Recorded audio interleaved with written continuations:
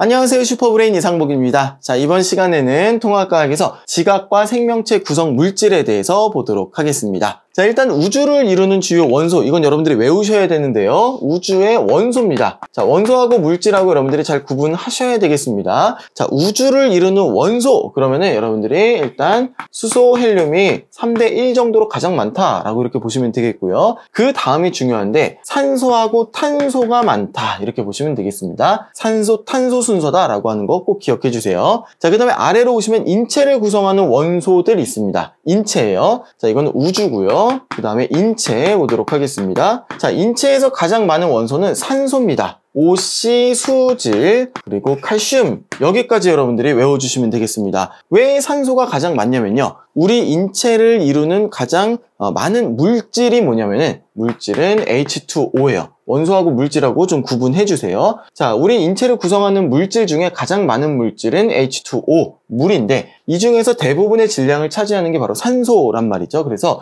인체를 구성하는 원소, 그러면 산소가 1등으로 오게 됩니다. 그 다음에 탄소, 수소, 질소, 그리고 뼈를 구성하는 칼슘, 이런 순서로 되어 있다 보시면 되겠습니다. 자, 그 다음에 지각하고 지구가 있는데요. 구분해서 여러분들이 외워주셔야 됩니다. 자, 지구 전체적으로 보면은 페오규마 순서예요. 페오규마 니황칼알인데 여기는 여러분들이 뒷부분은 모르셔도 페오규마까지는 여러분들이 좀 외워주시면 좋겠습니다. 이거 지구 전체예요. 그리고 지각이 있습니다. 지각, 껍데기 부분이죠. 지구의 가장 껍데기 부분. 지구가 이렇게 있으면은 가장 껍데기 부분, 이 부분이 이제 지각, 껍데기 부분이잖아요. 자, 이 부분을 이루는 원소들은 오시알페 카나크마입니다. 오시알페 카나크마, 이 순서대로 원소들이 많다, 이렇게 보시면 되겠습니다. 자, 여기서 여러분들이 조금 주목해 보실 게 뭐냐면은 지구 전체적으로 보면은 철이 가장 많아요. 그런데 이 철은 어디에 많이 있냐면은 지구 중심 부분에, 지구의 핵 부분에 철이 굉장히 많이 있고, 지각, 그러니까 껍데기 부분에는 순위가 밀려납니다. 4등으로 밀려나요. 그 이유는 뭐냐면은 지구가 형성될 당시에, 그때 이제 멘틀과 핵이 분리가 될 때 핵이 무거운 원소들, 철이라든지 니켈, 이런 것들이, 무거운 원소들은 밀도가 큰 원소들이죠. 그러니까 가운데 쪽으로 자리 잡아가지고 핵을 이뤘다라고 하는 거고, 상대적으로 가벼운 원소들, 가벼운 물질들은 떠올라서 멘틀을 이루었고, 그리고 이제 가장 겉에 부분에서 식어서 지각이 형성되었다, 이런 거죠. 그래서 지각은 OC가 가장 많습니다. 그리고 이 OC로 이루어진 그 광물들을 갖다가 우리가 규산염 광물들이라고 이야기를 하는 겁니다. 넘어갈게요. 자, 여기 자료 보시면은 암석을 이루는 광물의 부핍이 이렇게 나왔고요. 그리고 인체를 구성하는 물질, 이렇게 나왔습니다. 물질하고 원소하고 여러분들이 잘 구분하셔야 되는데, 인체를 구성하는 물질, 그러면은 물이 가장 많고요. 그 다음에 단백질, 그 다음에 지방, 이런 순서입니다. 물단지 순서대로 여러분들이 외워주시고요. 그 다음에 뭐 핵산이나 탄수화물, 이런 것들에 대해서는 뭐 핵산을 어디에 포함시키느냐 마냐, 뭐 이런 것들에 따라서 조금씩 이제 견해들이 달라지는 것 같아요. 그런데 학교 선생님께서 지도하시는 대로 그렇게 여러분들이 내신 준비하시면 될 것 같고요. 아무튼 물, 단백질, 지방 순서대로 인체를 구성하는 물질이 많다라고 봐주시면 되겠고, 원소 그러면은 아까 봤던 대로 원소 그러면은 OC, 수질, 칼슘, 이런 순서대로 많다, 이렇게 여러분들이 구분해서 외워주시길 바라겠습니다. 자, 그리고 옆에 보시면 암석을 이루는 광물의 부피비가 있는데 92%가 규산염 광물이라고 합니다. 그리고 이 규산염 광물 중에는 사장석도 있고 석영도 있고 정장석도 있고 휘석도 있고 각섬석, 운모 등등등 있는 거예요. 그럼 규산염 광물이 아닌 거, 비규산염 광물들도 있겠죠. 비규산염 광물들은 대부분이 CaCO3 계열이 많아요. CaCO3, CaCO3 그러면은 우리가 이제 석회에서 아니면 방해에서 이런 것들이죠. CaCO3 계열의 그런 암석들이 이제 많이 있다라고 보시면 되겠습니다. 자, 그럼 이 규산염 광물이 뭔가에 대해서 보도록 하겠습니다. 규산염 광물은요, 지각을 구성하는 가장 많은 성분을 차지하는 게 바로 규산염 광물들입니다. 이 규산염 광물은 SiO4라고 하는 단위체로 이루어져 있는데요. 얘는 정사면체 모양이에요. 그러니까 실제로는 뭐 이런 식으로 이제 생겼겠죠. 여러분들 정사면체 아시죠? 그쵸? 산소가 이렇게 4개 자리 잡고 가운데 규소가 자리 잡고 있는 그런 형태입니다. 그렇게 해서 정사면체, 정사면체 구조를 이루고 있다라고 이제 보시면 돼요. 이 정사면체를 갖다가 뭐라 그러냐면 SiO4 4- 이온이라고 이야기를 합니다. 그렇죠? 규산화 이온이라고 보시면 되겠습니다. 그 이온이에요. 4-를 갖고 있는 이온입니다. 그런데 굉장히 조금 이제 재밌는 게 있어요. 뭐냐면은 이게 이온이기 때문에 Mg2+라든지 아니면 철 뭐 이런 것들하고 결합을 하겠죠. 그쵸? 음이온이고 양이온이기 때문에 이온 결합을 할 겁니다. 자, 이렇게는 이제 이온 결합을 하는데, 그런데 SiO4 4- 이 삼연체끼리 결합을 하는 경우가 있습니다. 이 삼연체끼리 결합을 할 때는 산소를 공유를 하면서, 전자가 아니라 산소를 공유를 하면서 공유 결합을 이룬다라고 이제 보시면 되겠습니다. 굉장히 재밌죠? 이 산소들을 공유하는 거예요. 그러니까 이 옆에 만약에 SiO4가 또 온다 그러면은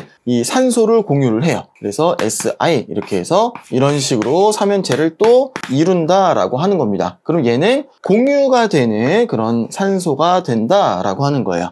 이런 식으로 해서 이 SiO4라고 하는 것은 줄줄줄줄줄줄 공유 결합을 할 수가 있고요. 아니면 혼자 존재할 수도 있고 뭐 그렇습니다. 자, 그렇게 해서 Si하고 O 이 삼연체의 결합으로 다양한 광물들, 규산염 광물들을 만들어 나간다. 그리고 이렇게만 공유를 할 뿐만 아니라 이 물질들 있죠. 금속 양이온들하고도 결합을 해서 얘네뿐만 아니고 Na+라든지 뭐 칼슘이라든지 그런 것들하고 이온 결합을 해가지고 또 물질들을 만들어 나간다라고 하는 그런 얘기가 되겠습니다. 조금 더 보실게요.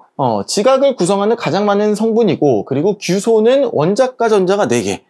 규소가 14족 원소잖아요. 그렇기 때문에 최외각 전자가 4개예요. 최외각 전자가 4개. 그리고 원자과 전자도 4개. 이렇게 이제 보시면 되겠습니다. 그렇기 때문에 주변에 4개씩 이렇게 공유 결합을 할 수가 있어요. Si 원자 하나에 주변에 4개의 공유 결합을 할 수 있는 그런 자리가 생깁니다. 그래서 각각의 산소하고 공유 결합을 해서 SiO4 4-라고 하는 이 단위체를 만든다라고 하는 겁니다. 자, 규소는 원자과 전자 4개 기억해 주시고, 지각에 풍부하게 분포되어 있다. 그리고 SiO 삼연체를 기본 골격으로 해서 다양한 구조를 형성할 수가 있고요. 규산염 삼연체 SiO4 4-끼리는 산소를 공유해서 공유 결합, 금속 양이온하고는 이온 결합을 한다. 결합 종류가 다르다라고 하는 거 알아두시길 바라겠습니다. 넘어갈게요.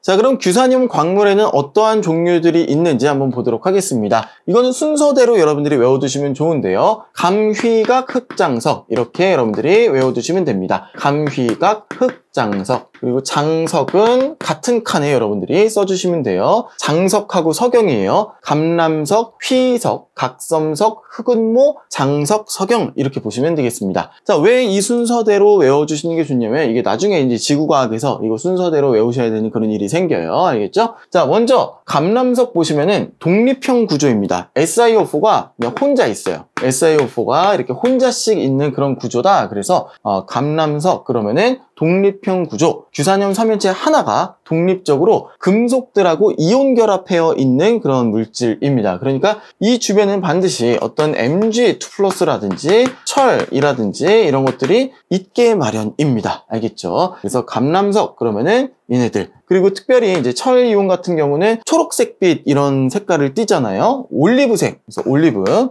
이 올리브가 한자어로 표현하면 감람이에요. 그래서 올리브색의 그런 광물이다. 그래서 감람석 이렇게 이제 보는 겁니다. 자, 그 다음에 단사슬 구조는 뭐냐면은 이 SiO4가 줄줄줄 산소를 공유를 하는데 한 줄로 이렇게 쭉 한 줄로 구조를 가지고 있습니다. 그래서 단일 사슬 모양이다, 단사슬 구조다 라고 하는 그런 표현을 씁니다. 직선형으로 한 줄로 되어 있는 거 휘석. 그 다음에 복사슬 구조는 뭐냐면은 복이 이제 더블이라고 하는 뜻이에요. 중복할 때 그 복자입니다. 그래서 얘네들은 두 줄로 이루어져 있어요. 이렇게 단사슬 구조가 두 줄로 이루어져 있으면서 산소를 공유를 하고 있는 구조입니다. 직선형 두 줄이에요. 각섬석입니다. 복사슬 구조다, 이중사슬 구조다, 이런 식으로 얘기를 합니다. 그 다음에 판상 구조는 뭐냐면은, 판상 구조는 규산염 삼연체가 산소 3개씩 공유를 해요. 여기 하나, 여기 하나, 저기 하나 이렇게 3개씩 공유를 하면은 이렇게 육각형 모양으로 생깁니다. 여기 부분을 보시면은 여기하고 SI가 있는 거하고 산소를 하나씩 3개 공유를 하고 있죠. 그래서 이제 판상 구조를 이룬다, 판 모양을 이룬다라고 하는 거고, 흑운모 이렇게 보시면 되겠습니다. 그래서 평면 구조 아니면 판상 구조 이렇게 보시면 되겠고요. 그리고 규산염 삼연체가요, 산소 4개를 모두 공유를 하는 경우가 있습니다. 그러면은 화학식으로 이제 보면은 SiO2가 되는데요. 비율이 이제 규소 하나에 산소 2개, SiO2 이렇게 이제 쓸 수가 있는데, 이거는 망상구조다 이렇게 보시면 되겠습니다. 망상구조, 석영 이렇게 보시면 되겠고요. 이렇게 결합되어 있는 그 구조 때문에 어떤 쪼개지는 그런 특징들도 나타납니다. 그러니까 감람석 같은 경우는 특이하게 이제 뭐 쪼개지는 그 결이 없어요. 쪼개지는 방향이 없다. 그렇지만 뭐 단사슬, 복사슬 구조 같은 경우는 두 방향으로 쪼개진다. 그러니까 이렇게 쪼개지고 저렇게 쪼개지고, 그리고 판상 구조 같은 경우는 한 방향으로 쪼개진다. 뭐 이런 식으로 이제 얘기를 합니다. 석영은 쪼개지는 방향이 없이 깨진다 이렇게 보는 거고요. 그리고 기타 등등 여기에서 할 말이 굉장히 많긴 하지만 뭐 통합과학에서는 이 정도 여러분들이 정리하시면 되겠고, 학교에서 혹시 더 뭔가 추가적인 정보를 가르쳐 주신다 그러면은 잘 여러분들이 이해해 나가시면 될 것 같아요. 이거 하나 정도는 좀 말씀을 드릴게요. SiO4 이제 독립형 같은 경우는 산소를 주변에 다른 SiO4하고 공유를 안 하죠. 공유하는 산소수가 얘는 없습니다. 얘는 없어요. 그리고 여기 같은 경우는 삼연체 하나당 산소를 이쪽 하나 저쪽 하나 이렇게 2개를 공유를 하고 있는 거죠. 산소를 2개를 공유를 한다라고 하는 거고, 그 다음에 이거 같은 경우는 어때요? 이 안쪽에 있는 SiO4 같은 경우는 3개를 공유를 해요. 그렇죠? 이쪽 하나, 이쪽 하나, 이쪽 하나 이렇게 3개를 공유를 하고, 바깥쪽에 있는 이거는 하나, 둘만 공유를 하게 되겠습니다. 그러니까 SiO4 2개당 5개의 산소를 공유를 하게 된다라고 이렇게 이제 보시면 되겠습니다. 조금 이제 어렵죠, 그쵸? 그리고 판상 구조 같은 경우는 규산염 삼연체 하나당 산소 3개를 공유를 한다. 그리고 여기는 4개를 모두 공유를 한다. 이렇게 이제 봐주시면 되겠습니다. 그래서 공유하는 산소수가 점점 많아진다. 공유하는 산소수가 많아진다 이렇게 보시면 되겠습니다. 뭐 개수를 정확하게 여러분들이 다 기억하시기보다는 공유하는 산소수가 많아진다 이렇게 보시면 되겠네요. 넘어갈게요. 자, 인체를 이루는 주요 원소는 아까 이제 오, 탄, 수, 질, 칼이라고 했습니다. 그런데 이제 물질을 보도록 할게요. 물질은 물이 가장 많아요. H2O가 가장 많습니다. 인체를 이루는 그 물질로는 H2O, 물이 가장 많고요. 그 다음에 이제 단백질입니다. 단백질. 그 다음에 지방이죠. 그쵸? 물단지, 지질이죠. 자, 이 순서대로 많은데, 물, 단백질, 지방을 이루는 각각의 원소들이 어떤 것이냐? 물은 H2O죠. 그쵸? 그런데 이제 단백질 같은 경우는 CHON 위주로 되어 있습니다. 여기 이제 질소가 들어간다라고 하는 거 여러분들이 좀 기억을 해주시고요. 그리고 지방 같은 경우도요, CHO 위주로 되어 있습니다. 주로 이제 O도 그렇게 많지 않고 주로 얘네들 위주로 되어 있는 게 이제 지방이다라고 보시면 되겠어요. 그리고 탄수화물도 있는데요. 탄수화물은 CHO 위주로 이렇게 되어 있다 이렇게 보시면 되겠습니다. 이건 다음 페이지에서 더 자세하게 볼게요. 자, 단백질이고 탄수화물이고 지방이고 다 탄소가 굉장히 중요하게 이렇게 이제 들어가 있는데요. 이 탄소가 굉장히 특이한 물질입니다. 자, 아까 이제 규소도 최외각전자 4개라 그랬죠. 14족. 탄소도 14족. 최외각전자가 4개, 원자과 전자가 4입니다. 자, 그런데 얘가 주변의 물질들하고 공유결합을 하는데 최대 4개까지 공유결합을 할 수가 있어요. 그리고 탄소는 굉장히 좀 특이하게 단일결합도 가능하지만 이중결합도 가능하고 삼중결합도 가능합니다. 어떤 식이냐면 이런 식이죠. 자, 옆에 탄소가 만약에 있다 그러면 얘하고 단일결합을 할 수도 있고, 단일결합하고 뭐 주변에 뭐 수소 이런 것들이 붙었다라고 할까요? 그렇죠? 자, 이렇게가 가능하고요. 이렇게 하면 이제 에테인 이렇게 이제 되는 건데요. 자, 이거 말고 이것도 가능합니다. 가운데가 이중결합이 돼버려요. 이중결합이 되면은 얘네들이 구조가 하고 바뀌면서 이렇게 바뀔 수도 있다라고 하는 겁니다. 자, 그리고 가운데가 삼중결합이 될 수도 있어요. 삼중결합이 되어서 이런 식으로 될 수도 있다라고 하는 겁니다. 단일결합도 되지만 이중결합, 삼중결합까지가 된다. 최대 3중결합까지 되고요. 그리고 탄소 하나당 결합수가 최대 4개까지 결합이 이루어진다라고 하는 거 기억해 주시면 되겠습니다. 그래서 탄소끼리 줄줄줄줄줄줄 이렇게 결합이 가능하기 때문에 굉장히 고분자들이 있죠. 고분자 화합물들이 만들어질 수가 있고요. 그리고 생명체들은 그런 고분자 화합물들로, 그런 유기물들로 이루어져 있는 그런 존재다라고 이제 보시면 되겠습니다. 탄소의 특징 하나씩 보면서 알아보도록 할게요. 자, 탄소는요, 탄소끼리 혹은 다른 원소들하고 쉽게 공유 결합을 할 수가 있습니다. 쉽게 공유 결합을 하고 최대 4개까지 공유 결합할 수 있고 최대 3중 결합까지가 가능하다라고 하는 겁니다. 자, 그리고요, 생명체 내에서 이 탄소 화합물들이 분해하고 합성하고 굉장히 쉽게 잘 일어난다라고 하는 거고요. 그리고 복잡한 유기물들을 만드는데 이 탄소가 중요한 역할을 하게 됩니다. 왜냐하면 탄소는요, 줄줄줄줄 탄소끼리 쭉 이렇게 연결해 나갈 수도 있고, 그리고 이렇게 가지치기도 할 수 있습니다. 이쪽으로도 이쪽으로도 가지치기가 가능하고요. 아니면 이런 고리 모양도 가능합니다. 벤젠이라든지 이런 것들은 이런 고리 모양으로 또 이루어져 있는 그런 것도 가능하다라고 하는 겁니다. 자, 그런데 탄소가요, 지구 전체에서는 0.2%밖에 안 됩니다. 지구에서 0.2%밖에 안 되지만 이 생명체에서는 탄소가 굉장히 주요 원소로 이렇게 자리를 잡게 되죠. 그 이유는 뭐냐면은 이 지구상에 0.2%밖에 안 되는 이 탄소를 이용해서 이 몸체를 만들었다.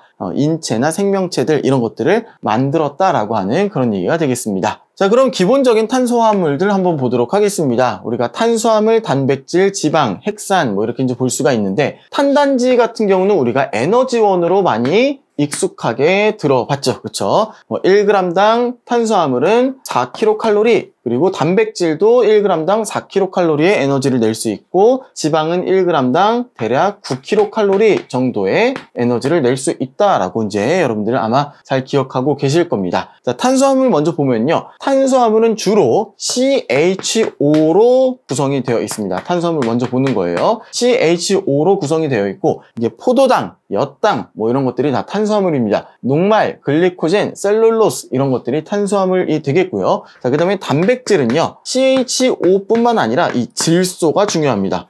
CHO와 질소가 들어가는 게 바로 이제 단백질이다 라고 보시면 되겠고, 이것도 역시 이제 에너지원으로도 사용이 되는데 많이 사용되는 건 아니고, 주로 구성물질 있죠. 우리가 머리카락 아니면 뭐 피부 뭐 이런 것들 대부분 우리가 단백질이구나, 근육 이런 것들 단백질이구나 라고 보시면 되겠습니다. 그뿐만 아니라 생리작용 조절, 방어작용, 운반작용 등등등을 담당을 한다. 단백질이 굉장히 중요한 거죠. 그 다음에 지방. 지방은 기름이에요. 한마디로 CHO로 이루어진 지방인데, O는 뭐 많지는 않고 주로 이제 CH로 주로 이루어져 있습니다. 에너지를 저장하는 거, 세포막. 세포막은 우리가 나중에 이제 보겠지만 인지질이라고 하는 그 지질 성분으로 되어 있습니다. 그리고 호르몬의 성분이다. 지방이 이제 호르몬의 성분이다. 이렇게 기억을 해 주시고요. 그리고 핵산이 있습니다. 핵산. 핵산은요, CHON뿐만 아니라 인까지 여러분들이 기억을 해주시고요. 유전 정보를 저장을 한다. DNA라고 하는 이 유전 정보를 저장을 하는, 이게 이제 핵산이다라고 이제 보시면 되겠습니다. 그리고 이제 전달하는 건 이제 RNA라고 해요. DNA, RNA. 이건 또 나중 챕터에서 또 자세하게 다루게 되겠습니다. 유전 정보 저장한다. DNA, 전달한다. RNA 이렇게 보시고요. 그리고 탄소가 없는 화합물들도 있어요. 물, H2O, 탄소 없죠. 그렇죠? 그렇지만 우리 인체에서 가장 많은 물질이다 이렇게 보시면 되겠고, 여러 가지 무기염류들 있습니다. 우리가 보통 이제 음식으로 무기염류들은 섭취를 하거든요. 또 뭐 비타민이라고도 이야기를 하기도 하고, 뭐 무기염류, 비타민 이런 것들이 있습니다. 칼륨, 나트륨, 칼슘, 마그네슘, 철, 인, 뭐 염소, 아이오딘 이런 것들이 무기염류들로 있다라고 하는 거, 여러 가지 체내에서 생리작용들을 조절을 한다라고 이야기가 나오네요. 넘어갈게요. 자, 여기에서 조금 중요한 게 뭐냐면은 SiO4도 SiO4-4- 이게 단위체여서 다른 그 SiO4하고 막 공유 결합을 하면서 큰 어떤 그런 구조를 이룬다라고 했었잖아요. 여기에서도 이제 마찬가지입니다. 어떤 단위체가 있어요. 단위체가 있고 그게 점점점 뭉쳐져 가지고 고분자 화합물이 된다, 중합체가 된다라고 얘기하는데, 그걸 한번 보도록 할게요. 자, 생명체 내에서는요, 탄소 화합물들이 이제 단위체가 있습니다. 탄소 화합물의 그 단위체가 있고, 이게 중합 반응을 일으키면서 중합체가 된다. 고분자 화합물의 중합체가 된다라고 하는 거 보시면 되겠는데, 일단은 포도당이 기본 단위체가 될 수가 있습니다. 탄수화물 같은 경우는 탄수화물의 기본 단위체는 바로 포도당이다 이렇게 보시면 돼요. 포도당이 기본 단위체여서 이 포도당들이 뭉쳐지고 줄줄줄줄줄 이렇게 뭉쳐져서 녹말이 될 수가 있다. 또 줄줄줄줄 뭉쳐져서 글리코젠이 될 수가 있다. 줄줄줄줄 뭉쳐져서 셀룰로스가 될 수 있다. 포도당이 어떤 식으로 결합되느냐에 따라서 녹말이 되기도 하고 셀룰로스가 되기도 하고 뭐 그렇단 얘기입니다. 연결되는 방식에 따라서 녹말, 글리코젠, 셀룰로스가 형성이 될 수가 있다. 단위체는 포도당이다. 이렇게 기억해 주시면 되겠습니다. 다음이요. 탄수화물에 대해서 조금 더 자세하게 보실 분들은 이거 참고하시면 되겠습니다.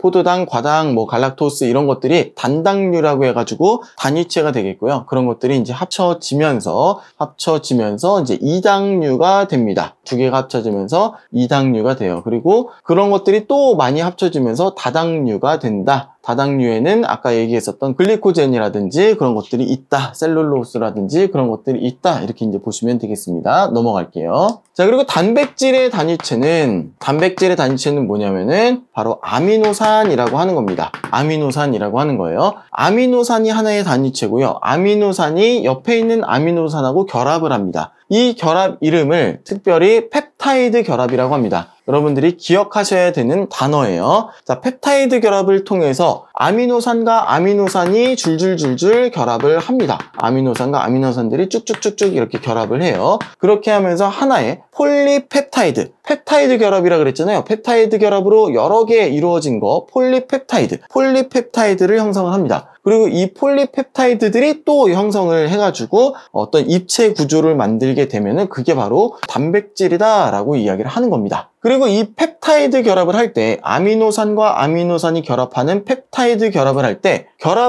물이 빠져나갑니다. 물이 빠져나간다. 그래서 물이 빠진다 탈수, 그죠? 탈수 축합 중합 반응이라고 이야기를 해요. 탈수 반응이다. 물이 빠져나간다. 이렇게 보시면 되겠습니다. 그럼 이거를 끊기 위해서는 또 이제 물이 투입이 되어야 합니다. 그래서 이거는 이제 가수분해다. 물을 가해서, 그쵸? 물을 투입해가지고 끊어낸다. 가수분해 반응이다. 이렇게 이제 이야기를 합니다. 자, 아미노산과 아미노산이 합쳐진다. 펩타이드 결합. 그리고 펩타이드 결합으로 쭉 이어졌다. 폴리펩타이드. 그리고 폴리펩타이드들이 점점 어떤 구조체를 이룬다. 그렇게 되면은 단백질이다 보시면 되겠습니다. 자, 이 아미노산은요. 아미노산은 이렇게 아미노기, 카복실기 이렇게 있고요. 곁사슬이라고 하는 게 있습니다. 곁사슬 보통 이제 R로 표현을 하는데 이 곁사슬의 종류에 따라서 20가지 아미노산이 있다라고 얘기를 합니다. 20가지 아미노산이 있다. 아미노기, 카복실기, 아래쪽에는 수소도 있고요. 그리고 곁사슬이 있다. 곁사슬의 종류에 따라서 20가지 아미노산이 있다. 기억해 주시면 되겠습니다. 자, 펩타이드 결합 조금 더 자세하게 보도록 하겠습니다. 아미노산이 두 종류가 있어요. 자, 이쪽을 뭐라 그랬죠? 아미노기, 그리고 여기를 카복실기, 그리고 수소, 그리고 여기에 곁사슬 이렇게 있는데요. 또 다른 아미노산이 있습니다. 나머지는 똑같고 얘만 다르죠. 그쵸? 자, 그런데 여기 카복실기하고 여기 아미노기하고 여기 OH와 H가 있어요. 얘네들이 만나면서 H2O가 만들어지면서 떨어져 나가고 그리고 여기가 촥 하고 결합이 됩니다. 그럼 이거를 갖다가 펩타이드 결합이다 라고 이야기를 하는 거예요. 이 부분을 펩타이드 결합이다 라고 보시면 되겠습니다. 그러면 아미노산 하나와 아미노산 하나가 뭉쳐지면서 물 하나가 빠져나가고 펩타이드 결합이 되었다. 그리고 이게 줄줄줄줄줄줄 이어질 수도 있겠죠. 그럼 폴리펩타이드다. 이렇게 이제 보시면 되겠습니다. 그리고 지금 이 부분은 이게 뭐 어떻게 변화한 건가요? 변한 게 아니라 그냥 이 부분을 그냥 NH2라고 줄여서 그냥 쓴 거예요. 그냥 똑같은 겁니다. 이건 똑같은 거고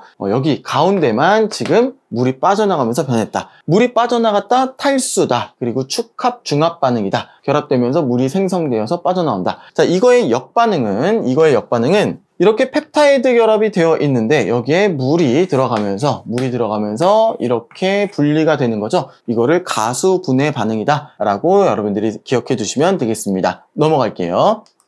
자, 위에 단백질의 기능 한번 보도록 할게요. 일단은 몸의 주요 구성 물질이다. 근육, 뼈, 머리카락 이런 것들을 구성을 하고 세포막의 주요 성분이다. 단백질이요. 알겠죠? 그 다음에 생리작용 조절합니다. 효소와 호르몬의 주성분이에요. 효소와 호르몬 이런 것들의 주성분이다. 그래서 각종 화학 반응, 생리작용 조절한다라고 하는 거고요. 그리고 항체, 병원체에 대항하는 그 방어작용을 하는 항체의 성분이다. 그리고 헤모글로빈 이런 것도 역시 단백질이 되겠습니다. 알겠죠? 그리고 에너지원으로도 사용을 하는데 뭐 우리 몸에서 단백질을 직접적으로 먼저 이렇게 사용을 한다기보다는 다른 그런 물질들로 변하면서 주로 이제 사용이 되게 된다라고 하는 겁니다. 알겠죠? 머리카락 그러면 단백질입니다. 알겠죠? 자, 1차 구조는 폴리펩타이드예요. 그리고 2차 구조는 폴리펩타이드가 구부러지거나 뭐 접혀서 나선 구조를 이루거나 나선 구조는 이렇게 뱅글뱅글 돌아간다는 얘기예요. 병풍처럼 펼쳐지거나 뭐 이런 것들이 이제 2차 구조다. 그리고 이게 이제 3차 구조, 입체적인 어떤 그런 구조를 갖는 게 3차 구조, 4차 구조가 이제 보통 단백질의 기능을 하는 거 4차 구조 이렇게 보시면 되겠습니다. 넘어갈게요. 자, 단백질을 구성하는 아미노산 20가지가 있다 그랬잖아요. 그 20가지의 종류에 대해서 궁금하신 분들은 이런 거 참고하시면 되겠습니다. 아무래도 여러분들이 생원, 생투 하시면은 이 20가지의 아미노산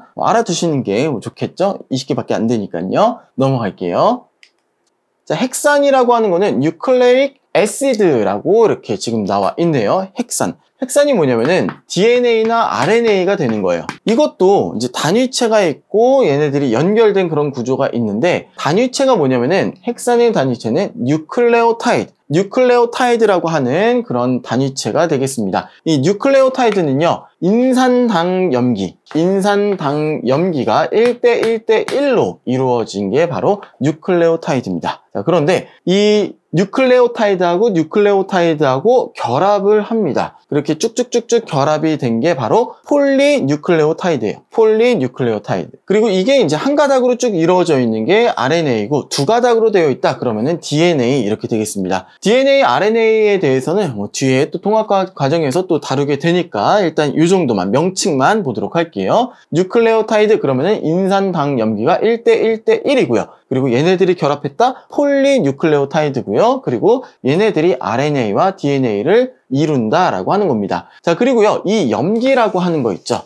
이 염기에는 5가지 종류의 염기가 있습니다. 5가지 종류의 염기가 있는데 일단 DNA에는 A, T, C, G 이 4가지. A는 아데닌, T는 타이민. 옛날 책엔 이제 티민이라고 되어 있어요. 그리고 C는 사이토신, 그리고 G는 구아닌 이렇게 되어 있고요. RNA에는요, 티민이 없고요. 타이민이 없고 A, U, C, G 이렇게 되어 있습니다. 염기가 DNA 쪽에는 이렇게 4종류, RNA 쪽에는 이렇게 4종류가 있습니다. 그래서 총 5종류가 있죠. 아데닌, 구아닌, 사이토신, 타이민, 유라실. 옛날에는 이제 우라실이라고 했었는데 이제 조금 어감이 그런가? 그래서 유라실로 바뀌었습니다. T도 이제 티민이라고 했었는데 타이민이라고 여러분들이 알아두시면 되겠습니다. 옛날 책들 보면 그런 식으로 표현이 되어 있을 겁니다. 당황하지 마시고 같은 거다 이렇게 보시면 되겠습니다. 그래서 이 종류에 따라서 이 뉴클레오타이드의 종류가 달라진다라고 하는 거고요. 그리고 이거에 따라서 이 염기들이 뭐 어떤 순서대로 배열을 이루고 있느냐, 그게 바로 염기 서열이 되겠죠. 자, 뒤에 한번 보도록 할게요. 자, DNA하고 RNA하고 다른데요. 이 둘 다 이제 폴리뉴클레오타이드죠. 그런데 DNA는 뭐냐면은 두 가닥의 폴리뉴클레오타이드가 이제 꼬여있는 이중 나선 구조다. 그래서 이렇게 한 가닥 이렇게 2가닥이 꼬여 있는 거예요. 그리고 DNA는 우리 세포 속에 이렇게 딱 그 핵 안에 자리를 잡고 있습니다. 그러면서 이 유전 정보를 저장하고 있다라고 이야기를 합니다. 그리고 당 종류, 인산당 그리고 염기 이렇게 1대1이라 그랬잖아요. 이 당 종류가 DNA는 디옥시리보스, 그러니까 리보스라고 하는 곳에서 이제 옥시, 산소가 이제 빠졌다라고 하는 그런 의미인데 디옥시리보스의 이제 첫 글자가 D잖아요. 그래서 이제 DNA 이렇게 되는 겁니다. 2가닥의 폴리뉴클레오타이드가 꼬인 이중 나선 구조 이렇게 보시면 되겠고, 염기 종류는 AT, CG. 그리고 이 순서대로 여러분들이 외워두시는 게 좋은 게 A랑 T랑 짝꿍이에요. 그리고 C랑 G랑 짝꿍입니다. 그래서 2개가 이렇게 2가닥으로 연결이 되어 있는데 이쪽이 아데닌이다. 그럼 반대쪽은 타이민이에요. 이쪽이 구아닌이다. 그럼 반대쪽은 사이토신이에요. 이런 식으로 짝을 이루고 있습니다. A하고 T하고 짝이고 C하고 G하고 짝이에요. 이렇게 보시면 되겠고, 자, RNA 같은 경우는 유전 정보를 전달을 하는 겁니다. 전달을 해요. 이제 DNA를 만드는 그런 과정에서 이제 RNA가 한 가닥이에요. 한 가닥이 이렇게 나와가지고 이제 다른 가닥들을 만들어냅니다. 그래서 이제 RNA 그러면은 유전 정보를 전달을 한다. 이쪽은 저장이고 이쪽은 전달이다. 이렇게 보시면 되겠고요. 단백질 합성에 관여를 한다. 그리고 가운데 있는 당의 종류가 리보스다. 리보스, 아래, 이제 RNA 이렇게 되겠습니다. 한 가닥이에요. 한 가닥이 그냥 이렇게 되어 있는 폴리뉴클레오타이드 단일 가닥이다 보시면 되겠고요. 그리고 여기는요, A하고 U하고 짝꿍이고요. C하고 G하고 짝꿍입니다. 여기에는 타이민이 없습니다. 여기에는 유라실이 없습니다. 알겠죠? 자, 여긴 뭐 단일 가닥인데 어떻게 짝꿍이 있나요? 혼자 있는 거 아닙니까? 예, 혼자씩 있어요. 혼자씩 있는데 얘네들이 이제 짝꿍을 이루면서 이제 DNA를 만들고 그럴 때 이제 짝꿍이 A, U하고 짝꿍이 되고 C하고 G하고 짝꿍이 됩니다. 이거는 뒷부분에서 나중에 더 다루도록 하는 겁니다. 그래서 이 단어는 조금 외울 것들이 많지만 이제 주로 용어죠. 기초적인 용어기 때문에 우리가 뒤에 후반부에 나오는 아니면 생명과학이라든지 그런 쪽에서 나오는 그런 것들을 이해하기 위한 그런 기반이 되는 겁니다. 그래서 이 용어들을 반드시 여러분들 잘 알아두시고 특히 이제 생명과학 쪽에 용어들이 많은데 여러분들 이 용어들이 잘 머릿속에 자리 잡고 있어야 그래야 나중에 생원 생초 하실 때 그때 여러분들이 많은 도움이 되실 겁니다. 그래서 일단은 여러분들이 기억하시는 거 용어 그리고 외워둘 것들, 그쵸? 다 용어인지 외워둬야 되는 거죠. 그리고 순서들 그런 것들 잘 정리해서 암기해 두시기를 바라겠습니다. 뭐 암기한다기보다는 자꾸 접하면서 여러분들이 익숙해져야 될 것 같습니다. 자, 오늘 영상 여기까지 보도록 하겠습니다. 감사합니다.